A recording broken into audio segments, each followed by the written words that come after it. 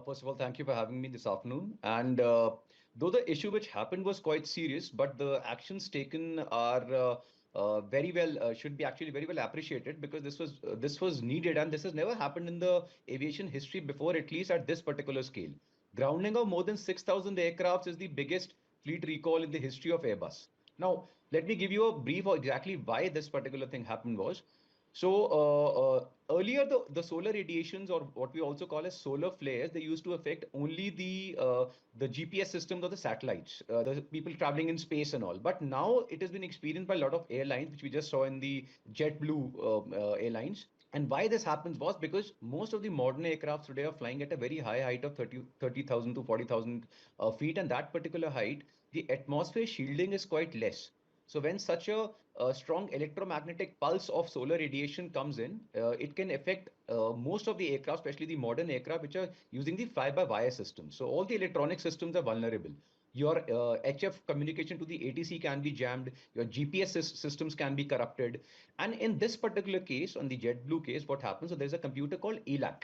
So now the earlier aircrafts used to be, when if I'm a pilot and I'm using my stick to pull the aircraft up and down or left and right, the earlier aircraft used to have the mechanical system. But now within the fly-by-wire system, when I give such a command to the aircraft control, it doesn't directly go to the system. It goes to a computer called ELAP, which is the aileron and elevator control computer. And then it is converted to electromagnetic signals, and then the aircraft obeys the signal. So in case there's a problem with this particular computer, the stability of the aircraft can be compromised in a big way, which we saw in the case of JetBlue, which saw a massive drop in the height without any particular reasons known. And with this thing, when it came to Airbus and the European safety authorities, they immediately issued a bulletin and they grounded all the aircrafts.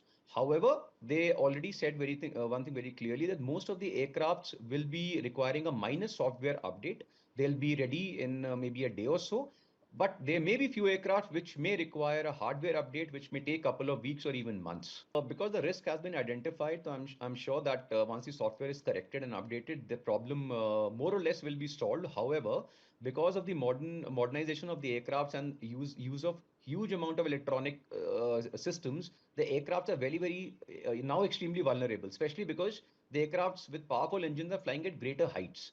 Mhm. That's why once you update the systems, you have to be sure that the modern aircrafts coming in will have such softwares and such hardwares which are shielded against these solar flares, which earlier used to be only incorporated in satellites, and the space travelers used to go in the space. So they used to be their aircraft used to be shielded.